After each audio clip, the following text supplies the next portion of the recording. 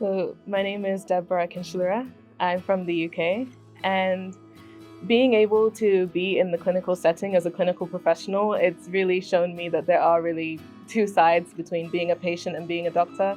I've been a patient for a good part of my life, so I've seen the hospital in terms of appointments, being an outpatient, being an inpatient, and seeing how things work more behind the scenes in terms of diagnosis, treatment, how patients should be addressed and treated, and all the different scenarios that come about from being a patient. It's really shown me that the process itself is very much like an art, and it's something that I know for a fact that this is my dream, this is what I want to do.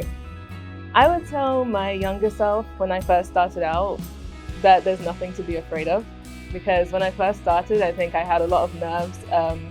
My background in medicine, TMA wasn't the first university that I studied in, so coming from a university where the environment was very different, and then coming into TMA and understanding that, everyone cares about taking care of us as students and motivating us to become what we're dreaming of.